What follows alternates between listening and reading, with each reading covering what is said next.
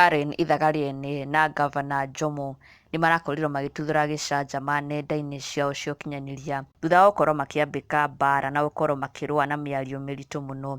Magĩikanĩria mĩario mĩritũ, Karen agĩikĩria Gavana mĩario mĩritũ, na onake Gavana arakorwo agĩikĩria na gũcokeria Karen mĩario mĩritũ oteyo onake arakorirwo akĩmũikĩria, na kĩrakorwo arĩ gĩcanjama kĩnene mũno. O ta ũrĩa ũkĩũĩ, Karen na Gavana nĩ magĩkoragwo me mũthuri na mũtumia tabarĩra-inĩ ya Ithaga Riene, na maũndũ matikoretwo magĩthiĩ o wega kĩhiko-inĩ kĩu kĩao, aca.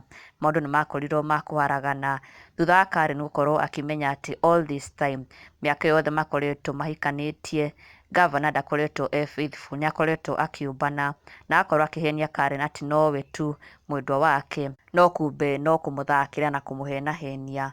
All this time he has had a side chick, na nĩtũkĩũĩ nĩwe Leah wa Ithaga Riene, nĩwe ũrakĩrĩ mistress wa Gavana, na Karen agĩkorwo wa kũmenya ndeto ici, nĩ hĩndĩ arakorirwo wa kũmenya ndeto ici na aragĩakana mwaki mũno. Na to ũguo tu, Gavana aragĩkorwo akiuga he will fight for Leah and that's it, period.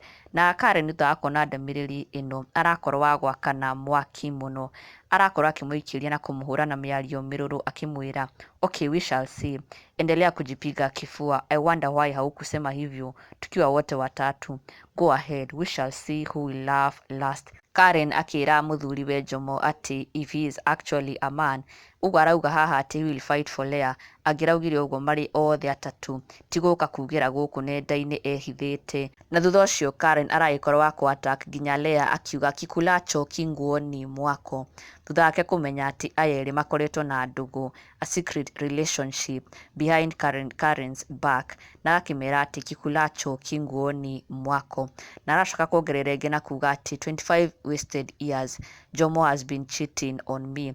Karen still atarĩ aretĩkia atĩ nĩma Jomo has been cheating on her, nĩ arakoretwo ena mistress na all this time she did not know. And finally Karen aragĩkorwo akĩrĩkĩrĩria na statement ĩno mĩario o ĩngĩ mĩrũrũ kũrĩ Gavana, akĩmũnyũrũria na kũmwĩra atĩ oh my goodness, what will I do?